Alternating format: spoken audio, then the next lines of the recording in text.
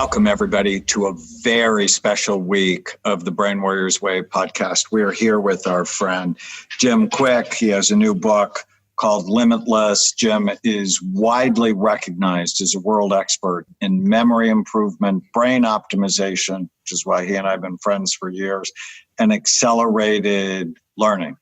After a childhood brain injury left him learning challenged, Jim created strategies to dramatically enhance his mental performance.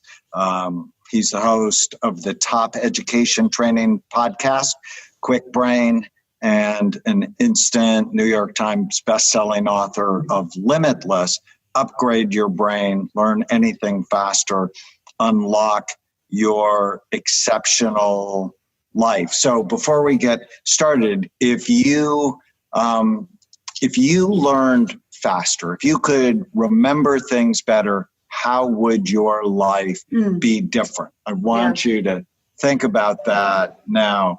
Jim, welcome, my friend. The middle of a pandemic. Thank you for taking your time with us. It's so wonderful to see you both, and also thank you, everybody. It's great to be back on your show, and I love you both so much. You've been on not only my podcast, you've been on my stages, and love you both so much. Thank you for the great work you do, and thank you everyone who's joining us. Oh, we miss you. So talk to us about Limitless and why you wrote it.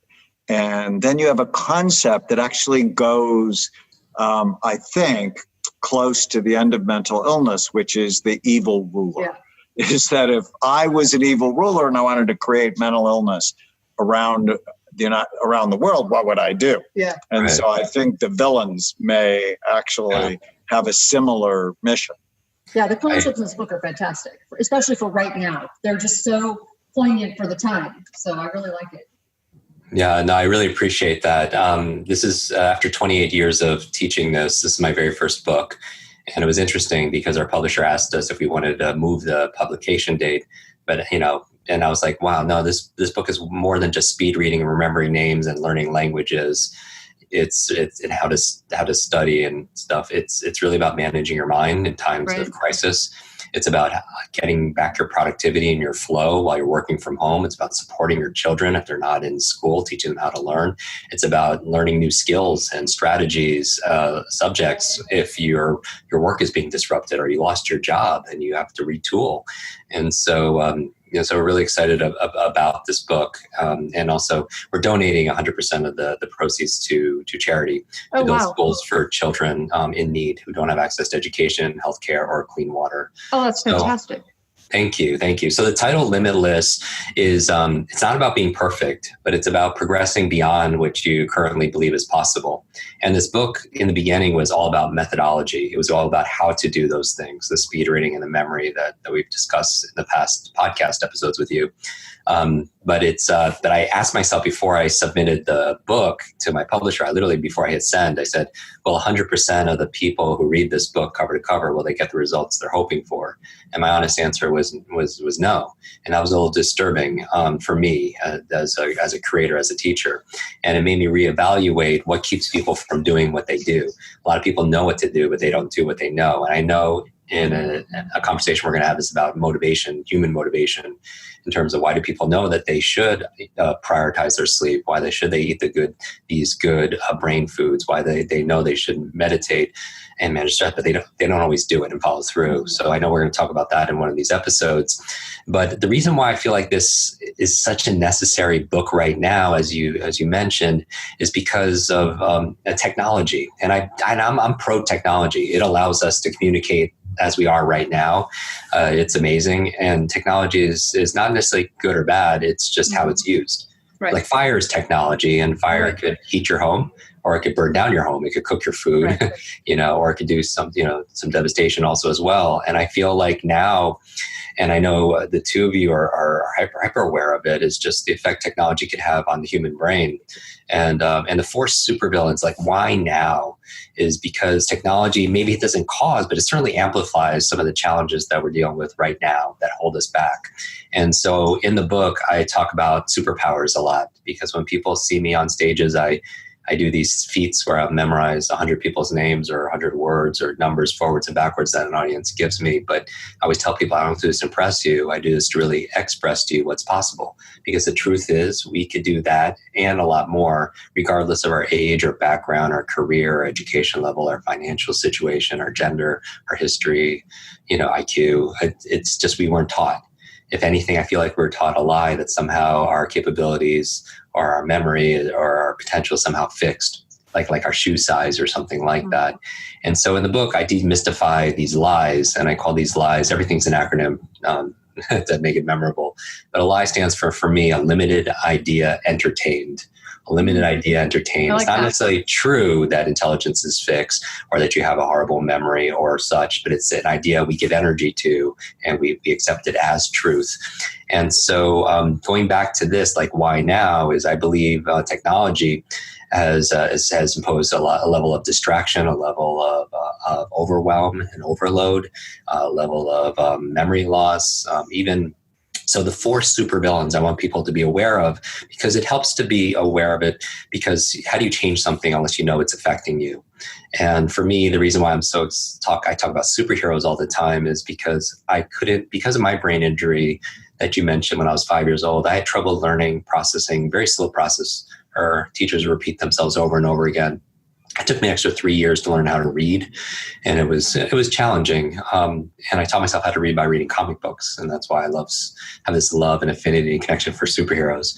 When I was 9 years old, I was slowing the whole class down, and I just didn't understand the lessons, and I was being teased by the other students, and I remember a teacher pointing to me and said, "That's the boy with the broken brain."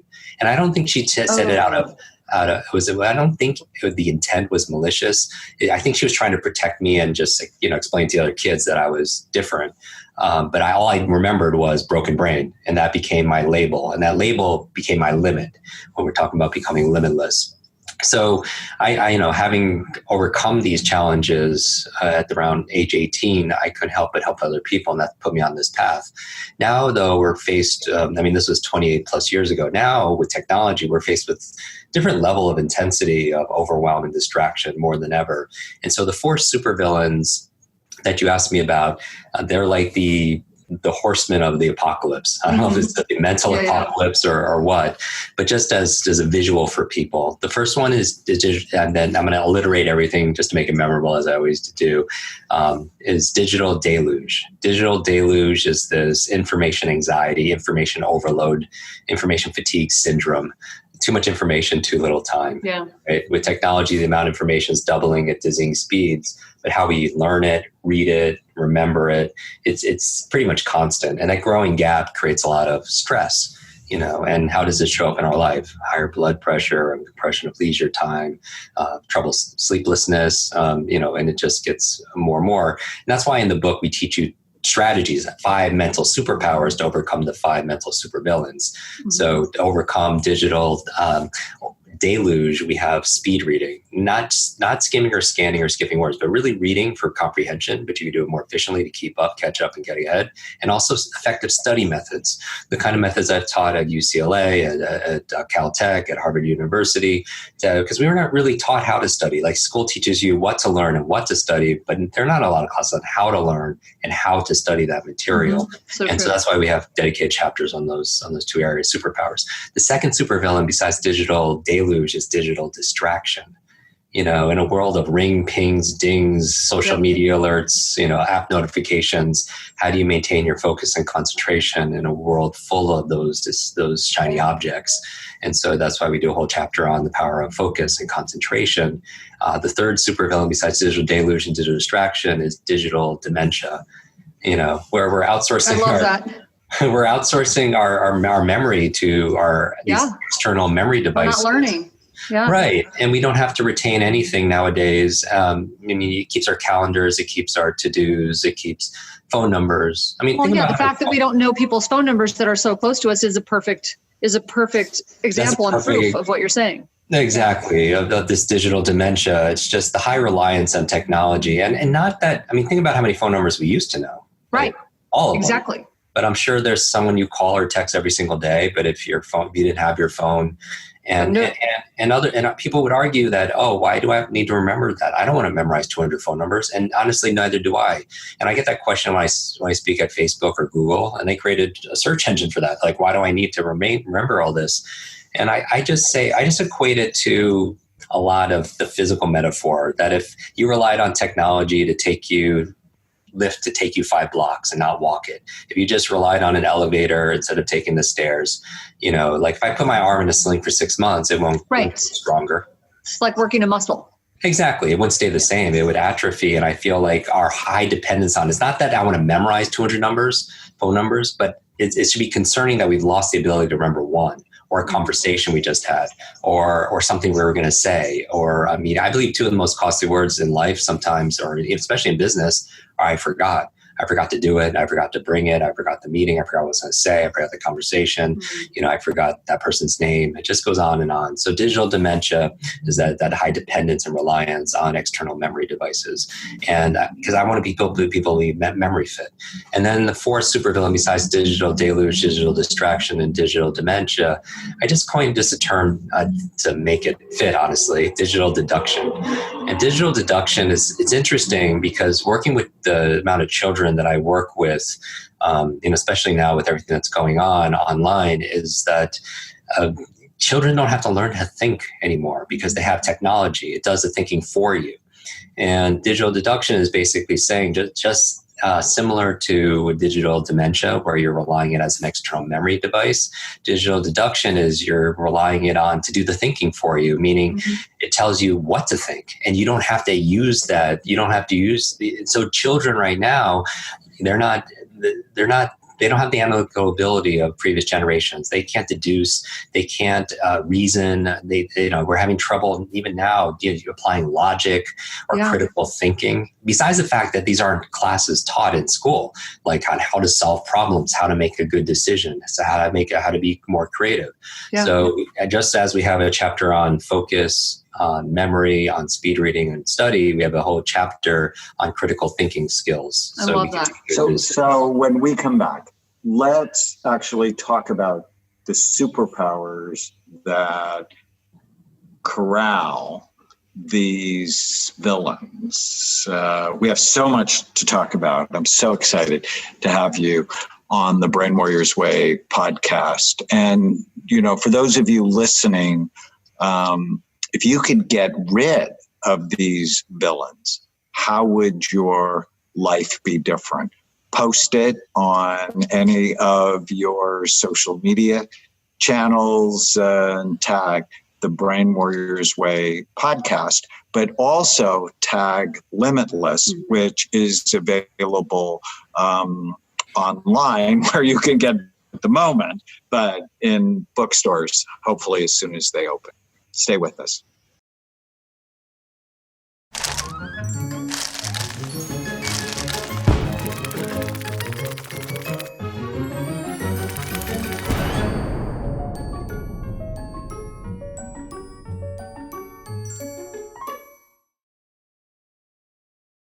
Welcome back. We are still here with our very good friend, Jim Kwik.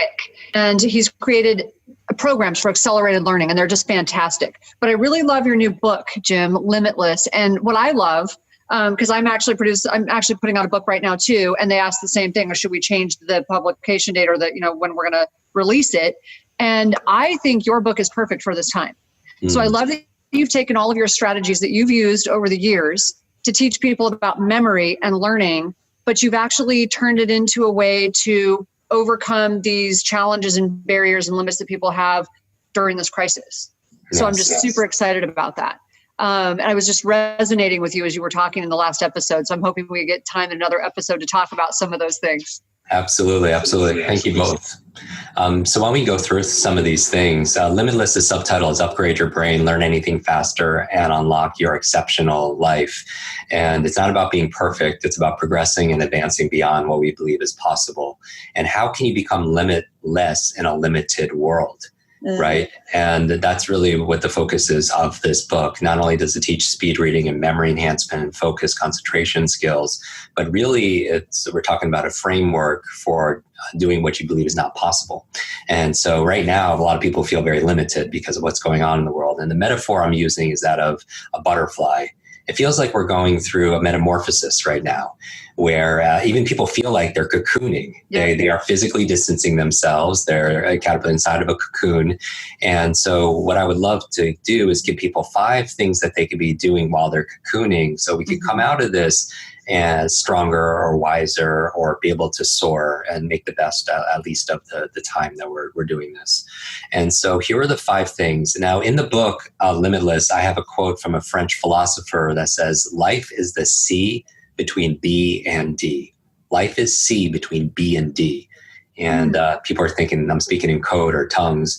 B stands for birth, and D stands for death. C, life, stands for choice.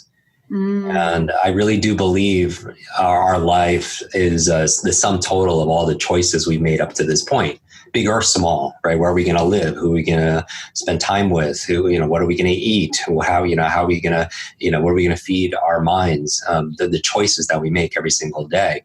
And so I want to give people 5 choices that they can make right now that would be more fitting, so that they're smarter and wiser in this process. Now, when I use the metaphor of a butterfly, it's interesting because as a caterpillar, when a caterpillar believes it's the end of the world, it turns into that butterfly, right? And while the beauty is in the butterfly, the growth happens in the cocoon. And so here are 5 things, choices that people can make while they are in this cocoon. And I'll make them 5 C's, so they're very easy to remember. The first choice we can make while we're cocooning, because when we're cocooning, we're alone, right? We're alone with our thoughts. We're alone with our doubts. We're alone with our fears. We might even be feeling alone. And we know what loneliness does to the human psyche. And so here are 5 things to be able to make progress. Number 1, I would say clarity. Clarity, meaning that sometimes when we're just going, before this, we're just going 100 million miles an hour. And very rarely do we take a pause to just connect, saying, are we going in the right direction? Where I am right now in this cycle, because that's what we're going through, a change of cycles, right? Mm-hmm. And some people's stress is clinging on to the cycle that was, rather than what is currently going on. And so in terms of clarity, how you get clarity is using questions. And I believe questions are the answer. So a simple question to give you clarity on your life is something like, what's most important to me right now? What's most important to me in my life? What's most important to me in my career? What's most important to me in school? What's most important to me in my relationship? What's most important to me in my work and my impact? That gives you clarity of values. Because again, you could be very efficient at climbing the wall of success on that ladder, but if it's leaning, you get to the top and it's leaning on the wrong wall, you want to get clarity sooner, right? And so that's the point. So ask yourself, what's most important to me in life? The second question, clarifying question I would invite everyone to ask is, are my actions aligned with those values? Are my actions truly aligned with those values? Otherwise, if they're not, a lot of people say that they're burnt out and they think it's because they're doing too much. And granted, many people are, but maybe it's not you're not burnt out because you're doing too much. Maybe it's because you're doing too little of the things you value. The things that make you come alive. So the second question is, are my actions aligned with those values? And if they're not, then you wonder why you procrastinate, or you wonder why you sabotage. You take 1 step forward and 2 steps back because you're not doing the things that give you purpose and fulfillment. So that's number 1, is clarity. The second thing we could choose to do while we are cocooning is care. And that's kind of obvious. And your listeners know how to do this. They've probably forgotten more about self-care, for your brain and your body, and the rest of your body than most people will ever learn, right? And I just want to emphasize, it's not just about physical hygiene. We know 6 feet, separation. We know sanitize everything, wash your hands, but mental hygiene. And what I would encourage, just a reminder, and sometimes people know this, but it takes a coach just to say it again and again, is just to remember that, what you're feeding your mind, right? We know that chronic stress shrinks your brain. We know chronic fear actually compromises your immune system, right? That area of psychoneuroimmunology which just makes us more susceptible to colds, to flus, to viruses. And so one of the reasons why we're so fearful is we're just glued to those screens all the time and what it's feeding us. And here's the thing that people just really need to get. Just like Instagram or Facebook has an algorithm, Meaning if you're going through Instagram and you just happen to engage with all the cat posts, you watch all the cat videos, you comment and share all the cat posts, then Instagram's going to show you a whole lot more cats because it has an algorithm, right? It's going to start feeding you and you're going to feel like that's the whole world. Well, if you start looking at everything that's scary on the news and dark and threatening, which your brain gets hijacked, right? Your amygdala, it has to look at what's threatening and what bleeds leads, right? But if you start doing that, you engage in that material, then your mind has that same algorithm like social media, and it's going to start feeding you more of that, and you're going to feel like that's all of your reality. And the challenge is we have limited bandwidth, conscious bandwidth, and if your focus is on that, then your focus isn't on possibility. Your focus is not on gratitude. Your focus is not on opportunities that can present itself. And so I would say part of care is doing everything the two of you teach, having a good brain diet, prioritizing sleep, stress management. I love this algorithm idea. I wrote it down. There's a term I like. I've been on the radio in London every Thursday night answering questions from callers on LBC radio. And this caller said, we have a global amygdala hijacking. And when you really understand that, I know you understand that, but the amygdala is part of the brain that responds to fear. And now it's been hijacked because initially you had to watch the news to sort of find out what's going on. And it scares you to no end. And even though most people are safe and most people are doing what they're supposed to be doing to stay safe, it just seems like the whole world. Yeah, I had to stop watching the news. I could not hear the death tolls anymore. I can't. So I go out inside my backyard and watch the hummingbirds instead. Exactly. That makes me freak out. You're managing this global amygdala hijacking and not giving in to the algorithm that so much of the news wants us to have. They're part of the... I mean, it's a business. The media is a business, and we are their products that they're selling to advertisers and everything. So it's very specifically designed. I'm just saying, have mindfulness, and people have choice, and they can ask themselves this question. You have to be responsible for what you put in your brain and understand it, and be, as a nurse, we talk about being an advocate. You have to be your own advocate. Yeah, of what goes in your brain. Now we only have a couple of minutes left on this one. Yeah. We could wrap up with this. It's just the last three very quickly. Besides the first C was clarity, second is care, third is contribution. One of the antidotes to fear is service. And so my question for everyone listening is, how can you take your time, your talent, your treasure to make a difference? Yeah. For me, we're donating 100% of the proceeds of this book. On our Instagram, we're doing programs for students for free. But how can everyone contribute? And it could be as simple as calling a neighbor to see if they're vulnerable, or making food for frontline workers. That's contribution. 4C, very quickly, is creativity. It was during the Great Plague that William Shakespeare wrote Macbeth, wrote Antony and Cleopatra. It was when they shut down London, the university, where Isaac Newton had to physically distance himself. And that's when the apple fell on his head in his yard. And he came up with theories of motion and theory of gravity. So what can we create? Because the future belongs to the creatives. Maybe it's a blog, maybe it's a business, maybe it's, it's writing, it's music. How can you be creative? And then finally, the 5th C I would recommend is capability, meaning you have your to-learn list. Your to-do list, but what's on your to-learn list? What have you always wanted to learn? And right now we have unfettered access to the world's information. YouTube, podcasts like this. You can learn salsa, you can learn Spanish, you can learn speed reading. And so, especially, and I think if there's one skill to master right now, a capability is learning how to learn. Because if there was a genie who could grant you any one wish, you would ask for limitless wishes. But if I was your learning genie, I could grant you any one learning wish, any one subject, one skill.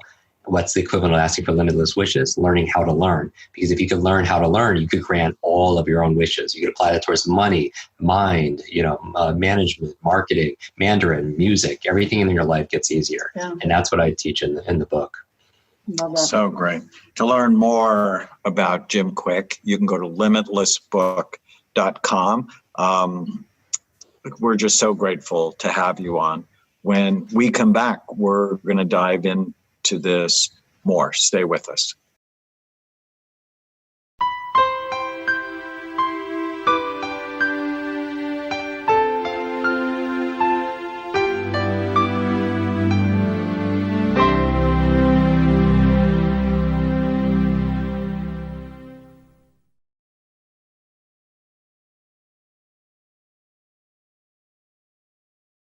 Welcome back. We are here with our friend Jim Kwik, author of Limitless.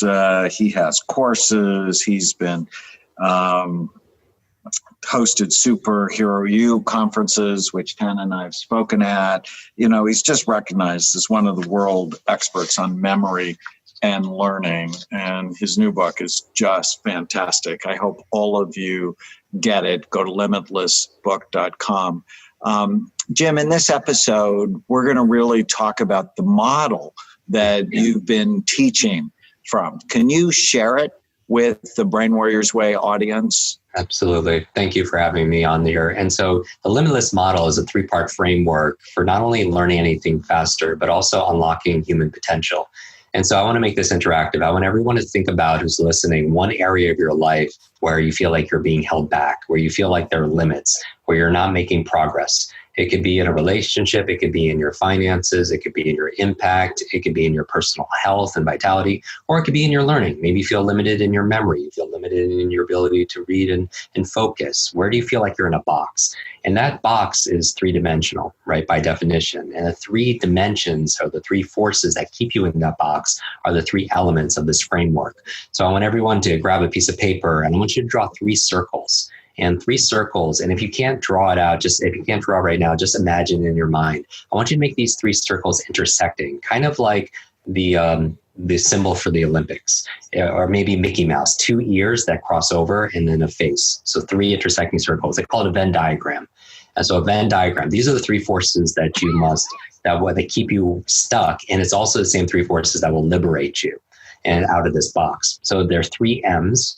The last M is going to be your methods. And that's what this book initially was, a book on speed reading, memory enhancement, learning languages, and everything. And it still is. But I realized that a lot of people know what to do, but they don't do what they know, because common sense is not common practice. So I said, what are the elements that are missing after teaching this for 28 years, field testing? And I realized there are 2 M's that need to come before that. And so the first M is your mindset. And your mindset are your set of assumptions and attitudes about something. It could be your attitudes, assumptions about how the world works, attitudes, assumptions about what's going on, because that meaning has a lot of power, right? Your attitudes, assumptions about health, your attitudes, assumptions about yourself. So what would fall in this circle of mindset are things like what you believe is possible. That would be part of your mindset. Also, what you believe you're capable of would be part of your mindset. So you could believe something is possible, but you might not believe you're capable of it.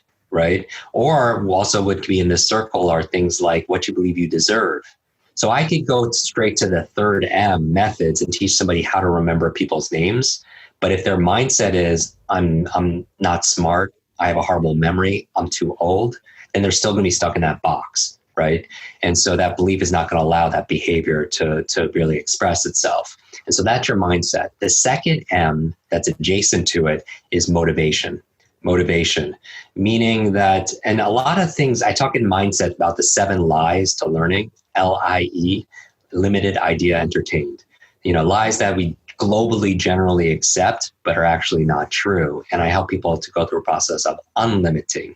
Unlimiting is the active removal of limits in your mindset, motivation, and the methods. So going back to motivation, a lot of people feel like motivation is something that just comes and goes. It's something that people feel like they have to enjoy working out to be motivated to do it. And here's the truth around it.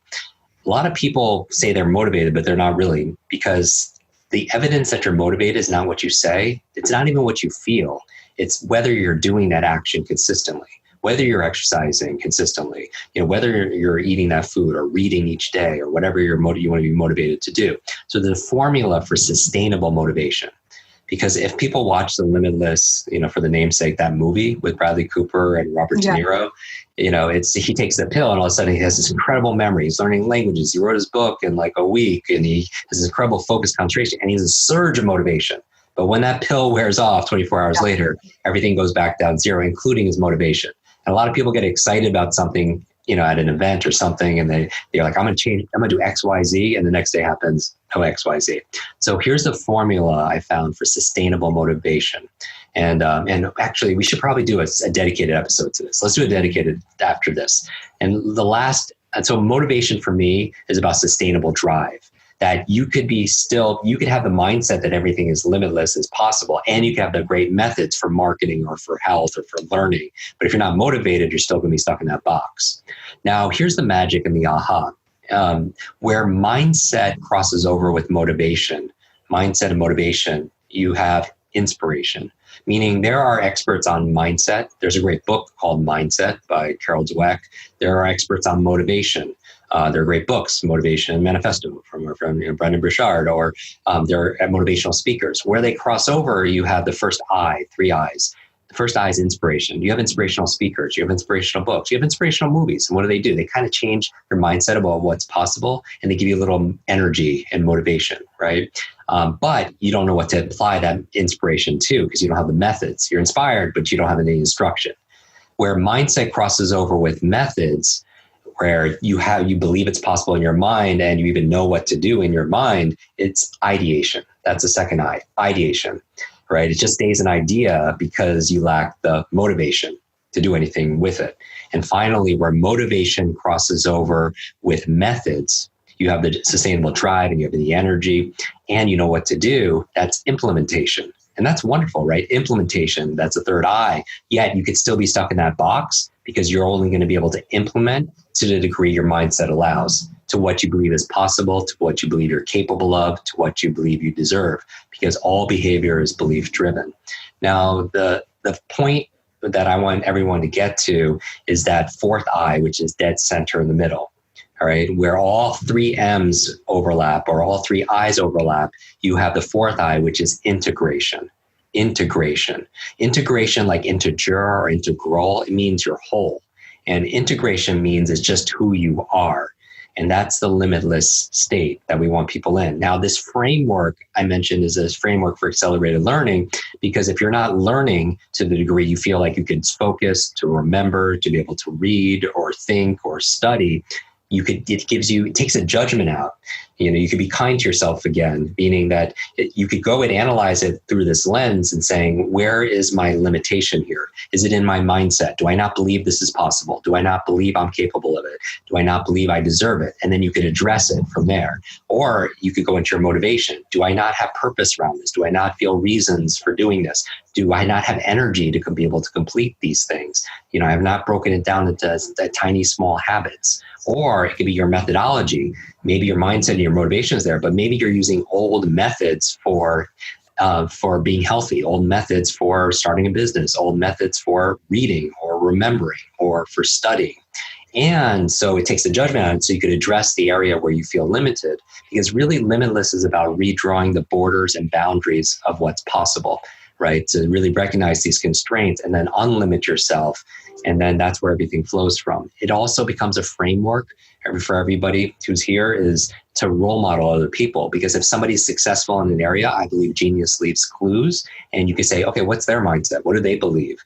What do they believe they're capable of? What do they believe they deserve? What is their purpose? What are they doing for energy, sustainable drive? What are the small, simple steps that they're taking? Or what are the methodologies, the processes that they're doing? So mindset is all about possibility, and motivation is all about purpose, and methodology is all about the actual process, because I believe there's always a method behind what looks like that's magic for other people. So my message really for everybody is, do not downgrade your dreams to meet this current situation. That's what everyone's doing. They're downgrading their dreams to meet this current situation. I'm saying upgrade your mindset, your motivation, and your methods to be able to meet your dreams. I love that. So we're going to talk about motivation in the last episode.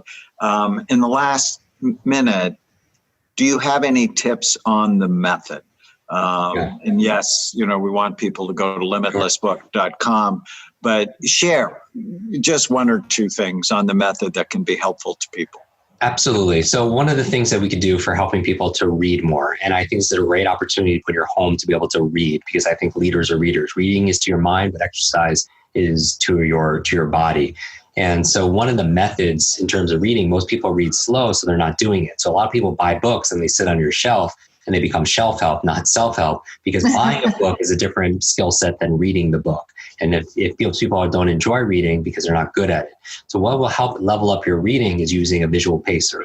So meaning without skipping words, using a visual pacer like your finger, a highlighter, a pen, a pencil to underline the words, because it helps you to direct your focus. So as opposed to your attention being pulled apart, it's pulled through the information that you need to read. It can be a mouse on a computer. Without skipping any words, what people will find if they test themselves, they'll actually read 25 to 50% faster with better focus, because if it actually mitigates this process of back skipping and regressing, and that helps you. And also there's certain senses work very closely together, like your sense of smell and taste. Like a lot of people love the taste of peaches, but they're not actually tasting a peach, they're smelling the peach.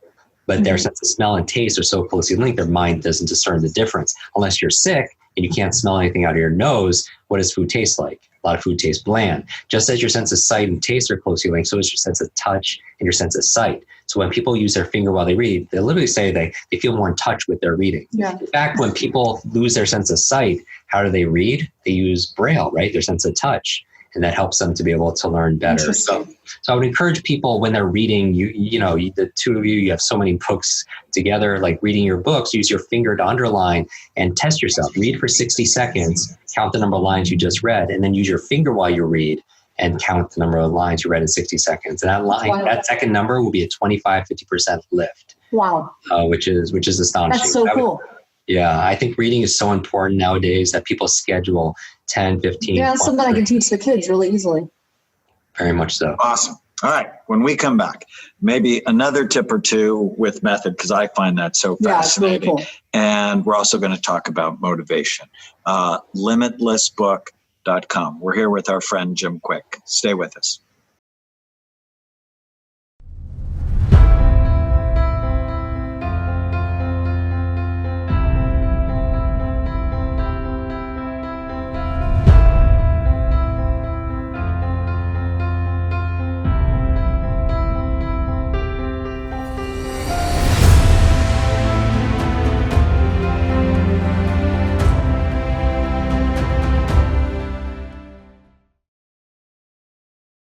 Welcome back. We are still here with Jim Kwik, and we're just learning so much. I thought that was so fascinating, your tips in the last episode, Jim. So I'm really excited actually to read your book, Limitless. I know it's your new book out, and it's a New York Times bestseller. And these tips are just so helpful. So continue with us on motivation and Absolutely. Well, and I want everybody listening to go back to the question I asked in the first podcast. If you could implement these strategies, how would your life be different? Yeah. And now in the middle of a pandemic, the opportunity really is to rethink your life and what you do and what you want to do. It's a historic opportunity for many people if they get their mindset right, if they have the right motivation and they have the method, just like Jim's talking about. So before you get to motivation, maybe two more tips on how to use this method to learn faster. Absolutely. So when it comes to memory, I always talk about 3 areas of memory. I tell people I always remember M.O.M, M-O-M. And the first M, let's say somebody has a trouble remembering names, something common, right? And most people would say they have trouble remembering names. But if I had a suitcase here of $1 million cash, if you just remember the name of the next stranger that you met, who's going to remember that person's name? Tax-free. Everybody, I have trouble with names. Yeah, exactly. So all of a sudden, everybody who's listening is a memory expert. Right. And so it's not absolutely true that you have a horrible memory or it's you're bad at remembering names. The M stands for motivation, right? Okay. And that's what we're going to talk about here. But a hint that what we can do is that the human brain really needs that incentive. It needs reasons, because reasons reap results. And it's a simple thing you can do to improve your memory is ask yourself, why do I want to remember this person's name, for instance? Maybe it's to show the person respect, maybe to make a new friend, maybe it's to do some business, maybe it's to practice these things that I learned on Brain Warrior on the podcast, right? And if you can't come up with one reason, though, you probably won't remember. The O in M.O.M stands for observation. And my quick tip for a lot of people is they come to me all the time. They say, Jim, I have a horrible memory. At first, they say, stop. I say, if you fight fear and limitations, you get to keep them. Yeah. If you fight for your limits, they're yours, right? And so people come to me, I'm too old, I have a horrible memory. And your brain is like a supercomputer, and your self-talk is the program it will run. So if you tell yourself you're not good at remembering names, you won't remember the name of the next person you meet because you program your supercomputer not to.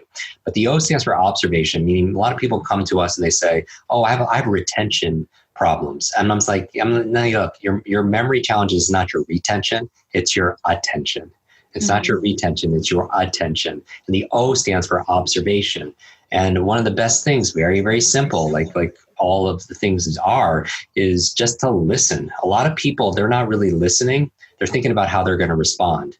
Or if they're having a conversation, they're thinking, they're waiting for their turn to speak, right? But they're not truly listening. And I really do believe that people have great memory and this powerful presence. Their great memory and their powerful presence comes from being powerfully present with people. That's so interesting because when you say that, I always wondered, like, why can I retain all of the information? Like, if it's medically related, nursing, science, like, bam, I'm on it. I can remember stuff from, 30 years ago. But if it has to do with like names, I'm like, why did I just forget that name? Like, it doesn't make sense to me. That's so interesting. And so there's simple techniques, but here's the thing that keeps us from mastery is saying, I know that already. Oh, that's common sense. Because a lot of people who hear this stuff, but they want to apply it. I feel like we don't know it unless we actually could do it. One of the lies I talk about in mindset, lies again, is a limited idea entertained, is that knowledge alone is power. Knowledge is not power alone. It's at best, it's potential power. But all the podcasts, courses, books out there, they won't work unless we work it. And so the O stands for observation. And finally, the last M stands for methods, right? So those are two big parts of the Limitless Model. It's mindset, motivation, and methods. So how do you tap your motivation? Now, this is for people who feel like they're not doing what they need to be doing. They're procrastinating. They're putting things off. So I want you to think about an area where you're in that box, where you're not making progress and you're putting things off, things that you know you should do. Now, I believe the treasure most people are seeking is hidden in the work they're avoiding. The treasure you're seeking is hidden in the work that you're avoiding, that you're putting off.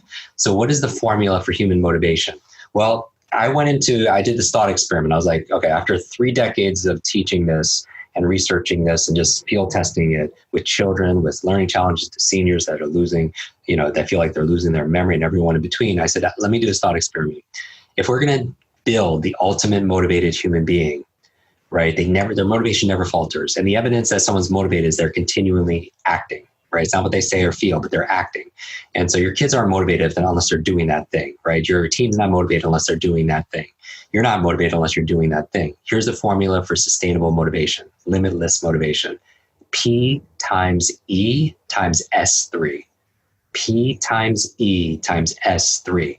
Now, again, we're building the ultimate motivated human being. The first thing you need is that P, which is purpose, right? And you did it really great, right? In the beginning, you're like, think about, if you could learn any subject or skill in today's economy where your jobs are being disrupted, how would you benefit from that? And that's exactly what purpose is. I'm not saying your life purpose, although I do talk about that in the book. I say having a reason, just like to remember someone's name, you need a purpose to remember their name. Right. Otherwise, if you can't come up with a reason, maybe you don't have to do these activities. So it's a nice test. I know in a previous episode, we talked about the 5 C's to do while you're cocooning, and one of them is clarity and getting clarity on your values. But maybe your actions aren't aligned with your values. Maybe you shouldn't be doing it if there's no purpose. And a lot of students, they don't learn very well. They don't remember things because they can't remember. They don't know the purpose of learning the quadratic equation or something like that. They don't have the reason, so they won't get the reward. Right. So going back, and you might hear I'm in New York City right now, of all places. So this trains your focus muscles by focusing right now in this conversation. So going back to motivation, purpose, and here's the thing, you can't just intellectually know the reasons to work out because we're not intellectual, because we're not logical, we're biological. When you think about dopamine, oxytocin, serotonin, endorphins, we are this chemical feeling soup. And so it's not just, we know intellectually why we should work out or why we should meditate, why we should prioritize sleep, but you have to allow yourself to feel it because the success formula is 3 H's, head, heart, hands. You can have a goal in your head, but if you're not acting with your hands, you check in with the second H, which is your heart. So feel the rewards that come from doing this behavior. And I would challenge everyone to feel the consequences of not doing the behavior, right? So feel the consequences because some people are motivated more about who they're going to disappoint and everything else. So feel that. The second element to this limitless motivation, my question is, if we're going to build the ultimate motivated human being, if they just have purpose, will they always follow through? And I was like, no. I could think of another thing that's missing, the E. The E is energy. And the two of you are experts at brain energy. But some people, they know they should exercise, but maybe if they have a newborn, they haven't slept in 3 nights, they're not going to be very motivated because they lack the energy. They know, leaders are readers. To get through a book a week, the average reader takes about 45 minutes a day. The average book has about 64,000 words. The average person reads about 200 words a minute, has 320 minutes to get through one book, 7 days in a week, 45 minutes a day. And they're like, okay, I know intellectually I have purpose for reading. I'm going to be more successful. I'm going to have more income. I'll be able to have greater impact. And they might have ate a big processed food, like meal, and they're in a food coma. They lack energy. They're not going to be very motivated to read or study or do the things they need to do. And then my mind went, okay, if somebody just has purpose and they have abundance of energy, will they always be motivated? And I was like, no, what's missing? The last thing, S3. 3 S's, small, simple steps, because it's what keeps people who have purpose. And even if they have an energy, maybe they're not taking action because this thing is too big. Yep. This is so intimidating. I want to build this big, I want to get 1 million followers. I want to build this big business. I want to have the perfect body. I want to meet my soulmate, live happily, whatever that is. A confused mind doesn't do anything, right? Mm-hmm. And so how you get your small, simple step is asking a question like, what is the tiniest action I could take to make progress towards this goal? So tiny, I can't fail. What is the tiniest action I could take that will give me progress towards this goal where I can't fail? So what would that be? If it's working out, maybe it's not. Working out for an hour a day is so intimidating. That's too big for people who've never worked out. Small, simple step, putting on your running shoes, right? Reading 45 minutes a day for somebody who doesn't read a book in the whole year can be very, challenging. So a small, simple step, opening up the book or reading 1 line in the book, right? I believe small, simple steps is the key because inch by inch is a cinch. Yard by yard, it's way too hard. And that's the thing. Little by little, a little becomes a lot. And then you start having these wins and you tap into the science of momentum. And that really keeps people going and will keep people motivated in challenging times. Yeah. Well, that's how you have a limitless life. The self-limiting beliefs are so rampant. We call them the ants, that people are just infested. So much wisdom, Jim. Thank you so much. Completely resonates. How can people learn more about the book? I know limitlessbook.com, but your work, how can they engage? Well, I would recommend a small, simple step right now, since that was the theme of today. And one of the fastest ways of learning something is to learn with the intention of teaching somebody else and paying it forward. So I would challenge everyone to take a screenshot of this episode right now, tag the 3 of us in it on social media so we see it, and share one idea that you got from these episodes with your friends, with your family. So screenshot this or take a picture of your notes, post it, tag the 3 of us on social media so we see it, and share your big aha. One thing you're going to do from these conversations that's a small, simple step. And when you post it, I'll actually repost some of my favorites as well. And I'll actually send a copy of Limitless to one random person just for playing along with it. And you can get the book at limitlessbook.com. You get a 10-day program as my gift, speed reading memory program, because I want this not to be the most bought book. That would be wonderful, but I want it to be the most read book. And so I'll do this free gifts. We do a 4-week book club. The book actually is the hero's journey. We walk people to 4 stages of Joseph Campbell's work, Hero's Journey. Love and that. We do 1-week book club on each section of the book. And I show you how to read it, how to remember what you read, how to apply it. But it's all at limitlessbook.com. And thank you both. And I can't wait to have you both on my podcast. And if you love this you listen to a podcast, you just search my name, Jim Kwik, in your podcast app. And we have a show about memory and focus and all those good things. That's awesome. Awesome. Thank you so much. That was so fun. If you're enjoying the Brain Warriors Way podcast, please don't forget to subscribe so you'll always know when there's a new episode. And while you're at it, feel free to give us a review or 5-star rating, as that helps others find the podcast. If you're considering coming to Amen clinics or trying some of the brain healthy supplements from BrainMD, you can use the code podcast10 to get a 10% discount on a full evaluation at amenclinics.com or a 10% discount on all supplements at brainmdhealth.com. For more information, give us a call at 855-978-1363.